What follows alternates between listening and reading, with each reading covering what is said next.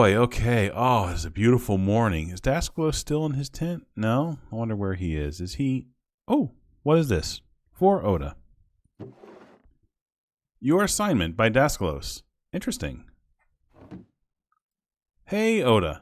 I went into town today to visit the creative lab for my interpretation and restoration of the ancient city. I got to thinking, though, I don't know redstone, but you do.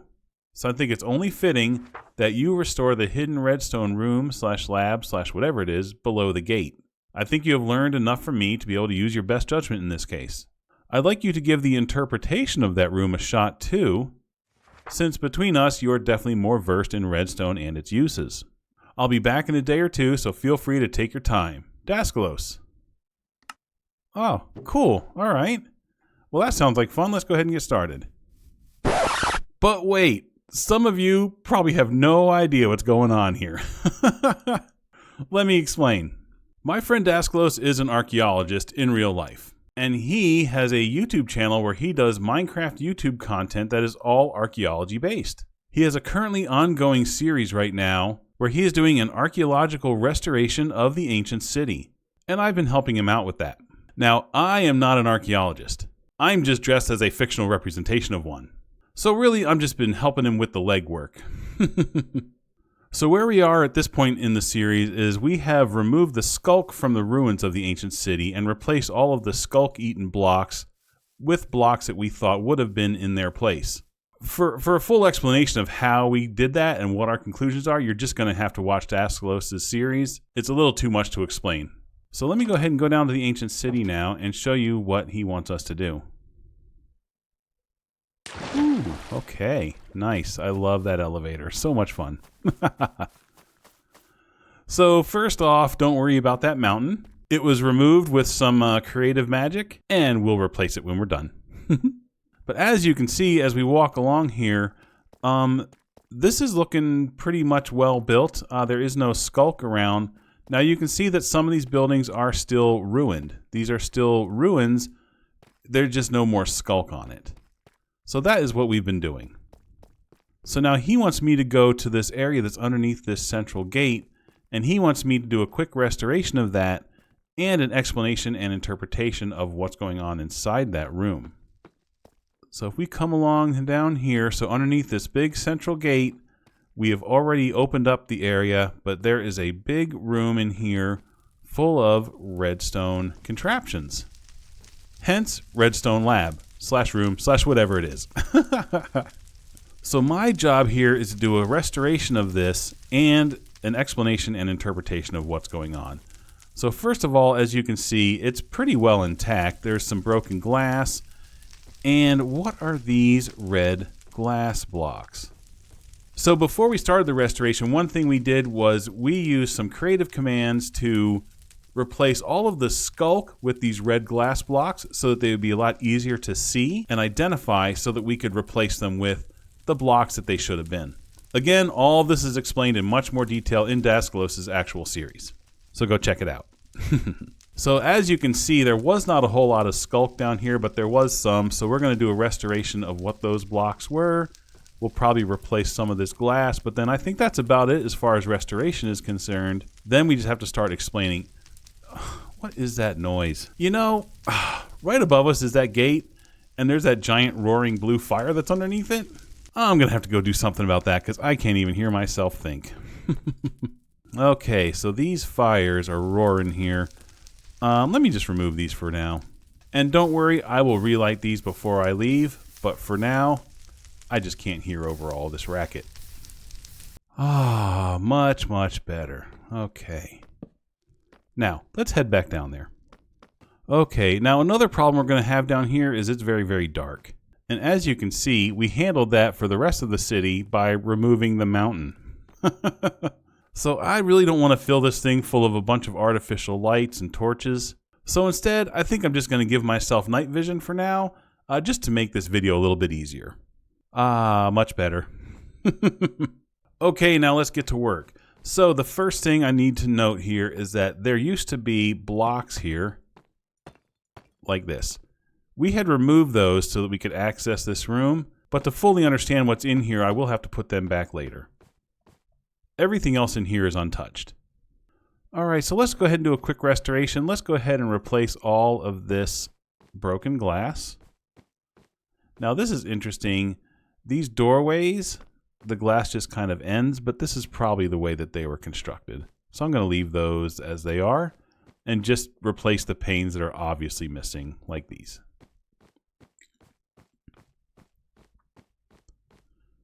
There is one here that's missing, but it has to be because there's redstone running through it, so we'll leave that one alone.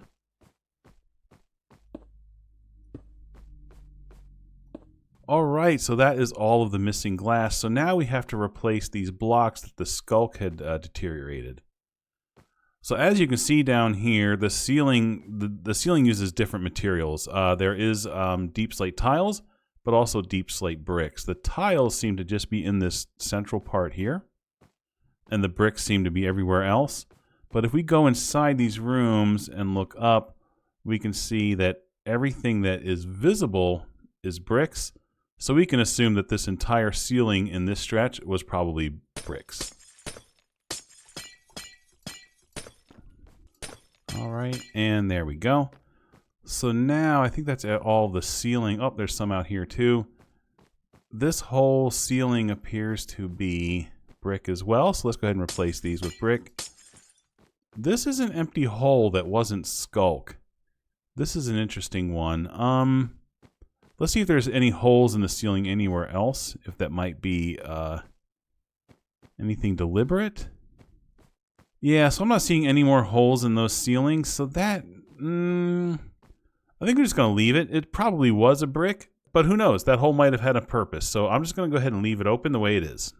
All right, so now this interior wall. These interior walls seem to be deep slate tile all the way around, and the parts of this wall that are present are also deep slate tile, so it is safe to assume that all of these were deep slate tile. There we go. And now the walls inside here. Again, all of these walls are brick. All the way around here, and on that side, that outer wall is brick.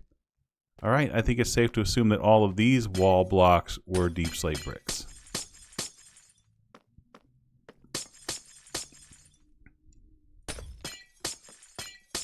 Okay. All right, well, I think as far as restoration, I think that's it. Again, most of this was intact. There was only that little bit of sculk over there and some broken glass. All right, well, first job's done. I have done the restoration of this area. Still doesn't make me an archaeologist, though. So now it comes to interpretation. And before I do that interpretation, first I want to understand what all of the redstone machines in here are doing. So let's look at this one first. A couple things strike me right off the bat about this. It's obvious that they are learning about redstone power, what kind of blocks can transfer that power, and then what that power can do, like say activate a lamp. That seems pretty self-explanatory, but I will still explain how this circuit works. But do you notice something in here that's really, really strange? I'll give you a hint. It rhymes with grass blocks. Yeah, the floor is grass blocks. And I'm assuming that underneath these are dirt. Yeah, so this is dirt and grass, whereas everything else is carpet, and I believe underneath this carpet is deep slate, even down on these lower levels. Or in these chambers, in these other test chambers, the floor is deep slate, tiles in this case. Carpet in this one. So now why this room is grass and dirt? I'm not sure. We'll have to think on that a little bit, and maybe that'll be part of the interpretation that comes later. But that's definitely an anomaly that we're going to have to take note of. Okay, now let's go ahead and start talking about what these redstone circuits are actually doing. Again, this circuit seems to be testing redstone power and the blocks that can transfer that power. But let's take a little bit closer look at what they're doing. So the first thing here we have is a power source. This is anything that actually generates a redstone signal. In this case, it's a redstone block. But in this circuit, it could just as easily have been a redstone torch. For example, like that. But the people here decided to use a redstone block. Okay, so what else is this circuit testing? This is testing the means to transfer that redstone power. Of course, they're using redstone dust in this instance, which carries a redstone signal from a power source to its destination. And another thing they're testing here are repeaters. These are redstone components that can boost and continue a redstone signal. So any redstone signal that comes into the back of a repeater is boosted back to full strength and continued on out the front. But a redstone repeater can also be used to power a block. In this case, this redstone repeater is powering this wool block right here. We can tell that it's being powered because the wool block is now sending out a signal out the front of it. In redstone terms, this is considered strongly powered. There's also weakly powered, which we're not going to get into right now, but obviously the inhabitants here knew about different types of powering. So with the redstone signal continuing from this power block, it goes into a redstone component. In this case, it is a lamp, and that lamp is activated by the redstone signal. And on this other side of the circuit, we're demonstrating that transparent blocks cannot be powered. In this case, it's a piece of glass. So with a repeater going directly into the piece of glass, this is not being powered, and the signal is not continued through it like it was with the wool block. And therefore, the lamp is not activated. So in conclusion, again, this circuit seems to be testing power sources, means of transferring that power, and it's also testing what kind of blocks can be powered to continue that signal.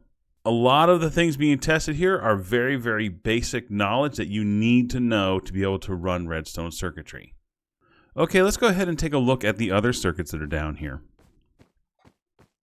So we have these two over here in this section. These seem a little bit simpler. There's less components involved at least, but we see a few more exotic components here. Now there is one strange thing about these rooms, and I'm probably going to have to talk to Daskalos about this. And that is the fact that these rooms contain organic materials that probably should have been rotted by now. In this case, this lectern appears to be made out of oak wood, and in this case, this target block is typically made out of hay bales. Neither of those materials should have stood the test of time. So we're going to have to talk to Daskalos about that, about what he thinks about why these two components are still here. But for now, let's go ahead and talk about what these two circuits are doing. So this one quite simply is a lectern, a comparator, and a redstone lamp. Pretty simple, 3 components. So what can a lectern do? A lectern can do a couple of different things. One thing it can do is be a workbench for a villager, but that's obviously not what's going on here. So why is it here in a redstone circuit? Well, lecterns can actually be a redstone component. In fact, they can be a power source. So my guess is that that's what they're testing here. So you can see the comparator here is to read a redstone signal out of this lectern and to transfer it into this redstone component, the redstone lamp. Right now there is nothing on this lectern. This lectern is empty, and therefore this power signal coming out of it is 0. Now I've looked around this area and there is no storage and there are no other items in this area, so the means to power this lectern are not present. But like the lectern and the target block, the means to power this lectern is a biodegradable material. So it could be that there was one here and it just did not stand the test of time. But I want to demonstrate to you what you need to do to make this generate power. And what you need is a book and quill. Quite simply, if you put a book and quill on this lectern, it now emits a signal. And now that signal is read by this comparator and then put into this light block. Pretty simple stuff. Now it is a bit more complicated than that. You can actually put different strengths of signal through this lectern based on what page this book is on, but it doesn't appear that they're testing for different signal strength here, just that it does create a signal. Okay, well that's it for this one. Let me go ahead and take this book off just so that we can leave it in the state it was whenever we found it.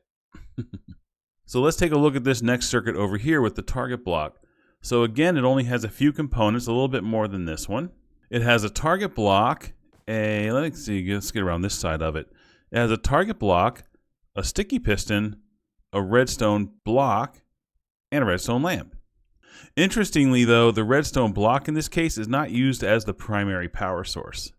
This target block is. And much like the lectern, this target block can be used as a power source. Although it is a short power source, not a steady power source like the lectern.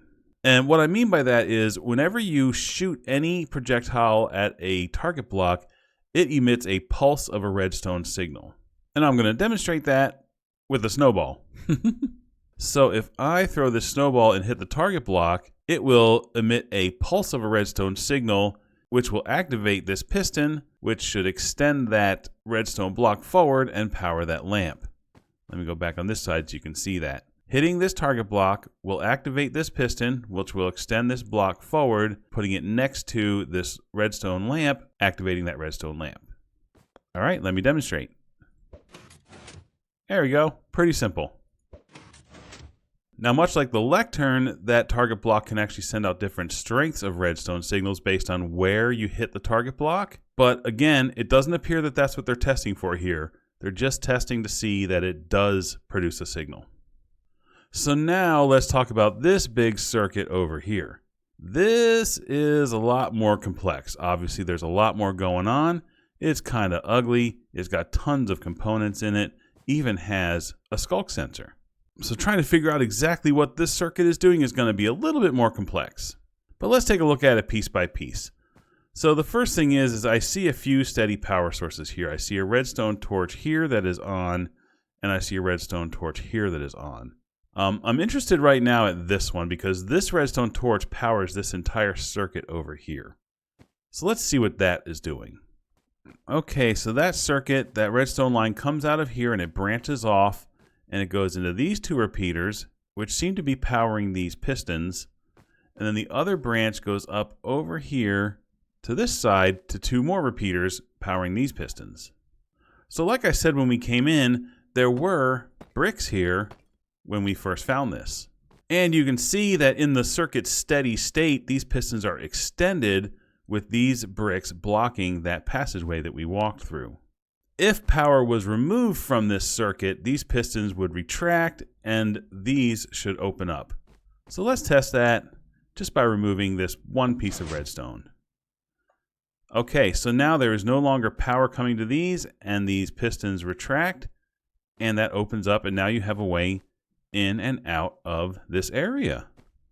So this whole circuit is just a way to create a automatic door. So the door is closed in a steady state, and when the circuit is activated, in other words, when this torch is turned off, those open. Okay, so now that we understand what this part of the circuit is doing, let's go see how this thing is actually activated. Okay, so this torch is again keeping those doors closed. So the rest of this circuit must be set up to turn this torch off temporarily so that those doors can open.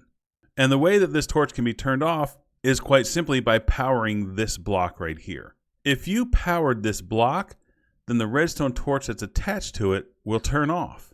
Kind of like this one right behind me. See, now this active redstone torch is powering this redstone here, which is powering this block, which means that the redstone torch attached to it is turned off. So that's the opposite state from this one. This block is not powered, so this torch is on. So now we just have to figure out how this circuit is meant to turn this torch off and on. Okay, let's take a look at it. What would power this block? This comparator would power this block. It would get its power from this comparator, which would get its power from this one, which would get its power from this redstone dust. And the only source coming to this dust would be this torch. So this part of the circuit over here must be a way to turn this torch on. Because when this torch turns on, this signal will come in here and turn this torch off. So now the circuit over here that does this is actually pretty complex. There's a lot of things actually going on here, and I'll describe what's happening here. But first, let's talk about this side of the circuit. What is up with this array of comparators and redstone dust and this like little snaky thing of redstone lamps? So this circuit right here that comprised these two redstone dust and these comparators in that block, this is called a pulse extender. So like we talked about with this, you have things that can create a pulse of power. This takes a pulse of power and extends it for a period of time until the power dwindles down to 0 and then stops. So let me demonstrate that real quick. I'm going to remove this torch from the side of this block and just set it here. So that just powered this redstone. And what that does is that power, again, goes through these comparators, powers this block, turning this redstone off. That opens the doors. But if it just stayed on like this, the doors would just remain open. So what this circuit does is whenever this comparator powers this block, that power goes here into this redstone and comes up through these comparators to this redstone dust here, to then loop around. Now, why is that important? Because when this power first comes on, this piece of dust has a power level of 15. This one is smaller at 14. Then this one goes 13, 12, 11, 10, and this goes all the way down to 0. And this line of lamps is actually here to demonstrate the signal strength. First of all, you can see on the top here that the redstone is brighter on this side, and the redstone itself gets less bright here to where this one is not sparkling at all and it is turned off. When the power initially comes on here, again, I said this one is 15, this one is 14. This 15 goes through the circuit, right? And here it's still a power 15, 15, 15, 15. Now, by the time it gets to here, it turns this one to a 15. And that's at the state we're in right now. So both of these are 15. This one is a power 15 because of this torch. This one is a power 15 because the 15 carried through this circuit. Okay? If I were to remove this power source, this would no longer be a 15. This would be a 14 because the 15 signal that's coming through here would make this a 15, but then from here, this would turn into a 14. Now, that 14 would travel through the circuit and come out this side, making this a 14. Once this is a 14, this will reduce to 13. The 13 will travel through, making this a 13, and then this one a 12, and it will continue until this reduces down to 0. So when I pop this torch, you're going to see that happen. So right now, it's in a steady state. These are both 15. This one because it's being powered from here, and this one because it's being powered from here. Once I pop this torch and take away this 15, this will reduce to 14, and again, that reduction will go through. And the way you're going to see that happen is that these lamps here are going to reduce in strength. And whenever the signal here is 0, when this 0 gets to this block, that torch will actually come back on because this block will no longer be powered. Then, of course, the 0 will finish moving through the circuit to finally turn this one off and turn all the lamps off. So I'm going to pop this torch, and you're going to see that in action right now. Okay, you can see the power is reducing. The redstone is getting dimmer. And now that there's a 0, that torch came back on. This circuit turned off. And now the doors are closed again. All right, so now that's what this does. This takes a pulse of power and extends it out. So normally a pulse of power will go on and then off. So what you're seeing is that pulse of power is now lasting until this entire circuit dwindles it out. There we go. That's what this is, a pulse extender. So the rest of this circuit is designed to pulse this torch on and then off. Okay? So in its steady state, it's off. This circuit is to send a pulse of power into this to turn it on briefly and then turn it back off. And then this pulse extender will keep this door open long enough for people to walk through the door. Now let's talk about how this circuit does that. This one is a lot more complex. So this uses several things. It uses a skulk sensor to generate power. It uses a comparator to transfer that power into this block to turn off this signal. It also has a really clever bit back here. So this entire circuit is dependent on signal strength. As we saw over there, a redstone signal can be anywhere from 0 to 15 and everything in between. The way this circuit works is the signal going into this block must be exactly 1 to turn this torch on. Well, how the heck do I know that? Without getting into like extremely lengthy details, which I could seriously sit here and bore you for an hour and explain this entire circuit in minute detail, I'd rather just kind of give you some generics and let you fill in the blanks. So what's happening here is this redstone torch is keeping this block powered through this redstone, okay? While this block is powered, this torch is off. If this block becomes powered, this torch will turn off, that signal will stop, this torch will turn on. But then, of course, since it was a pulse of power, this block will stop being powered, turning this torch back on, turning this one back off. So it'll generate that pulse of energy that we had just spoke about. But this part of the circuit, these two things right here, this dust on this block and this repeater, this is like a failover that says if the signal coming in here is anything more than 1, then what will happen is this being powered will power this redstone, and if that signal is more than 1, it will also power this redstone, which powers this block, which will power this repeater, which will send a signal into this block, keeping this block powered and keeping this torch turned off. So this is a very ingenious little circuit here that says that this circuit will only activate if the power coming from this comparator is exactly 1 strength. And it actually took me a while analyzing this circuit to figure that out. And if the means of how it does that is confusing to you, don't worry, it was confusing to me. And again, I am not going to go into that deep of an explanation. But these blocks right here are meant to make sure that only a redstone signal of power 1 can activate this circuit. Okay, so everything from here this way is what allows you to generate that power signal of 1. Now let me explain this. Fair warning, I'm going to be talking about comparators in subtract mode, which usually loses pretty much everybody who's not a redstone person. But trust me, I'm going to keep this explanation short and concise and hopefully meaningful.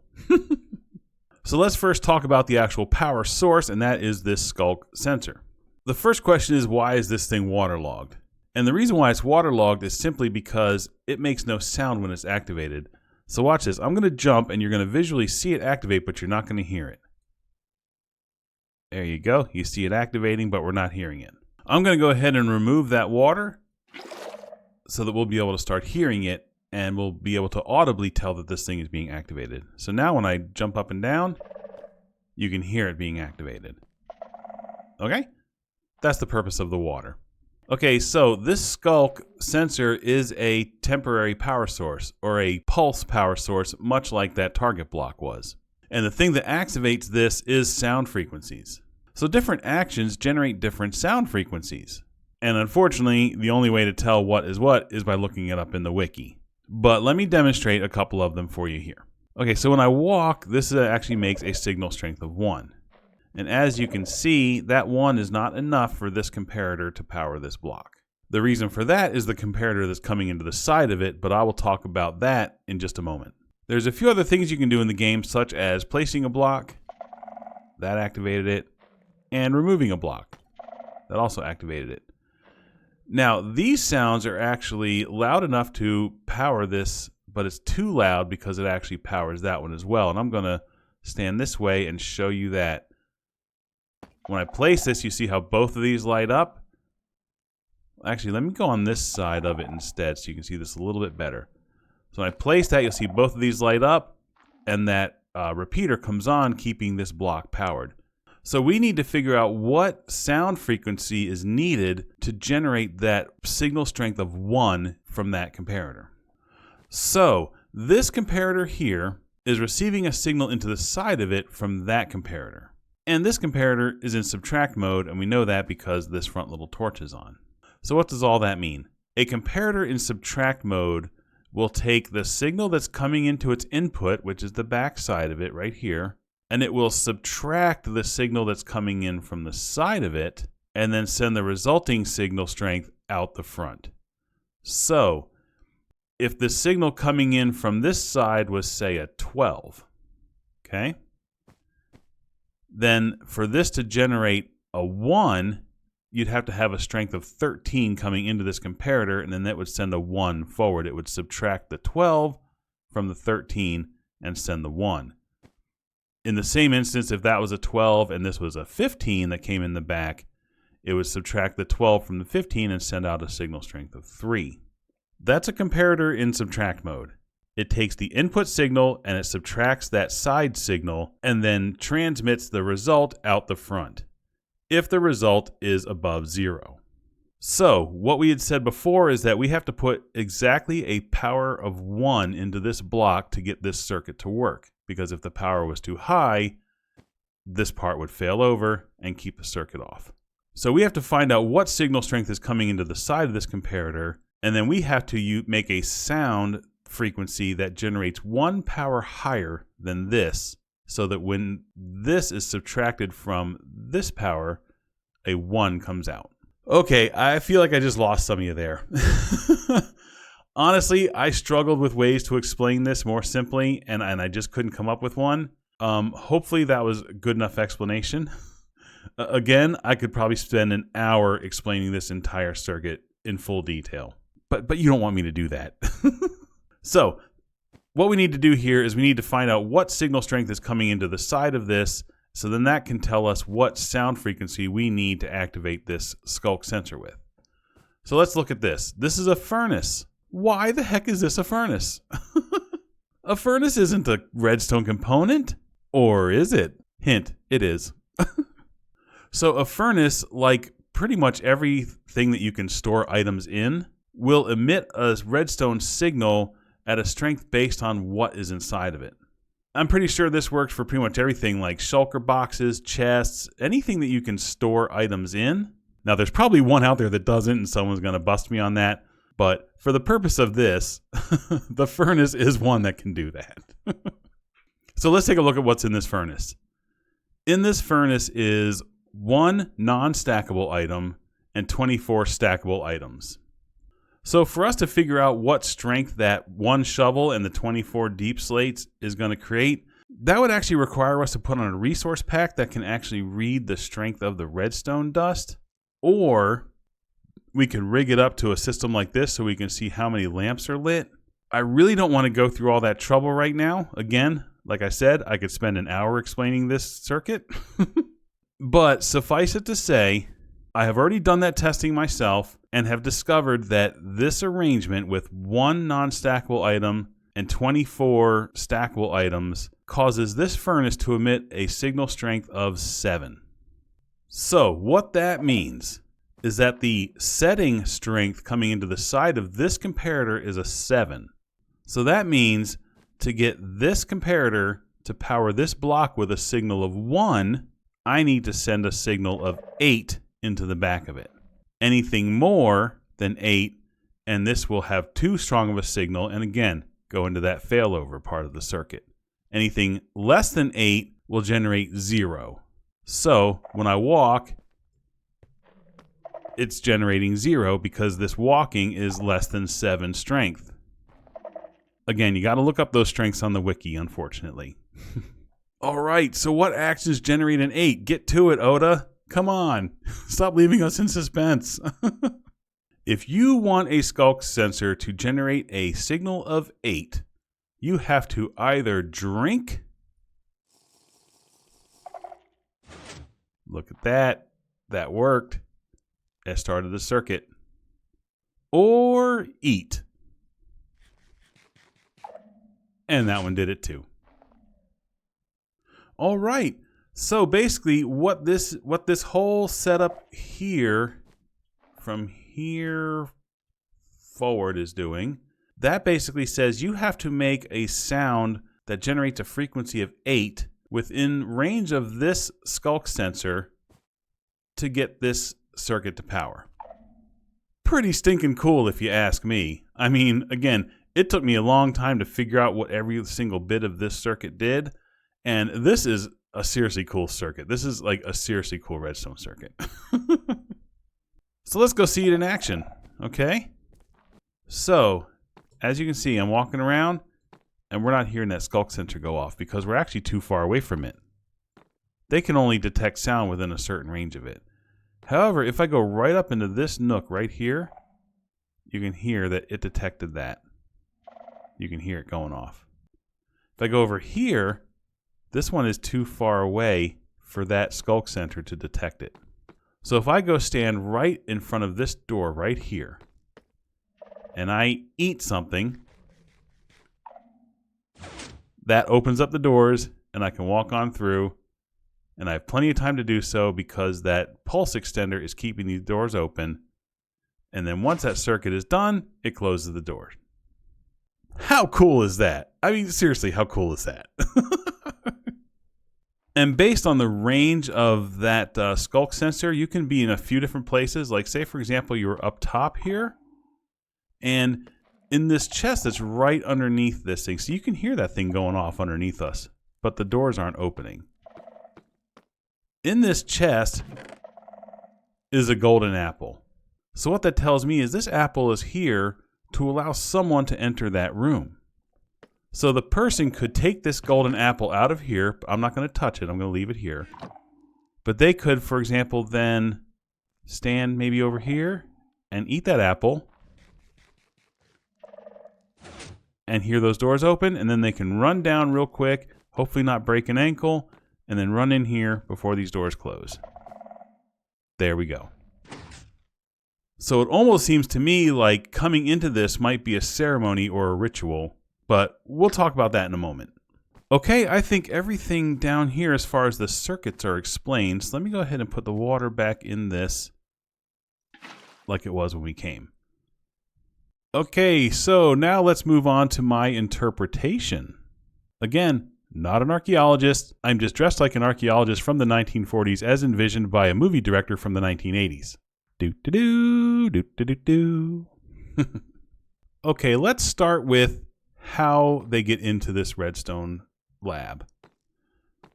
As we just spoke about, there is a golden apple in this chest. This could be a ceremonial thing. It's definitely in an area that feels very ceremonial. It's right here at the gate. It's got all of these candles. It's in a very prominent location, almost feels like some kind of altar or offering. This feels very ritualistic or ceremonial. And it could be that that golden apple in the chest is to maybe a way to let someone of importance into that chamber below. Of course, we know they could eat or drink anything to get in, but there could also be a special ritual to allowing people in. Now, as far as interpretation from here, it's obvious what all these rooms are doing. This is people learning how to use redstone. This is them learning the basics of transferring the power, redstone power. These over here are just kind of testing different redstone components. And this right over here is a practical application of all of this combined knowledge. So as far as these kind of lab rooms, it feels like this is probably some science, some research, some learning going on in here, but also practical application, right? So now they've created this secret entrance into this area that is only accessible through a very, very specific means. And as we just spoke about up top, could potentially be a ritualistic or ceremonial action as well to get in here. Or even to let someone out. Interesting. Okay, but there are some areas in here that are not redstone labs. So this one over here is glassed in, but there's nothing in here except what looks like these are either dividers or some kind of shelves. Let's take a look at this over here. This is also a glassed in room. This is a much more formal entrance here. And this side kind of has these same dividers and or shelves. This side is just open. And over here, this is not glassed in, but it still kind of has these dividers going here and what could potentially be shelves. Oh, look, there's also a way in here through here. So what's going on this side of the building? Maybe these are like future labs or past labs. Maybe this is where they did some early work, just testing out some really simple basics before they needed more space. I don't know. Feels like a pretty weak explanation to me. You can put components on here. You can even put components up here. This feels a lot like shelves to me. So I'm kind of leaning towards storage. Now, why is there nothing in here? Well, I don't know. Maybe it was all removed. Maybe it was looted. Maybe some looters figured out the way into here and came in without destroying any of the structure and looted what was in these storage rooms. Don't know. Perhaps the residents emptied out these rooms before they maybe left this area. This one, again, it kind of still feels like these same shelves, except this top one couldn't be used here. So this is feeling more like a divider. Could this be maybe spaces for cots? Maybe this is where the researchers slept? I don't know. And this blank space over here, this could potentially be somewhere where the researchers down here would, sleep or eat and drink. I mean, you can eat over here and not be close enough to that circuit to activate it. So potentially this area could be an area for the researchers to rest, to eat, to sit down and study. Yeah, that could be. Yeah, that's really all I have to say about these rooms. I feel like this one really feels like storage to me. So I'm going to assume that this one was a storage room. This one feels like combination, maybe storage room / relaxation or resting room. Maybe just like maybe they use these more like workbenches where they could sit and study things more closely before they went over here into the labs. And this front one, maybe this is where they could throw a cot or a bed real quick here and have a quick nap. This one here does feel like more storage shelves though. All right, yeah, this is feeling more like storage here too. Okay, well, I think as far as interpretation, I think we can pretty much call this area a research and development lab. They're researching redstone and redstone components. They're experimenting with them and also creating practical applications. And again, potential areas over here that could have been used by researchers for storage or for extended stays in the lab. Still not sure what's going on with this grass, though. Really don't know what's going on with this grass. Why would these researchers want to know if redstone worked on grass? I think that's one I'm just going to have to take to the professional. So Daskalos, you've got a couple questions coming to you. The first one is, why the heck do they have grass and dirt down here? And of course, the second one is, why are 2 biodegradable components still intact down here in this research lab? Okay, well, it is about the end of the day now, and I think my restoration and interpretation of this area is done. But now, before I leave, I am going to have to relight these fires. What was that?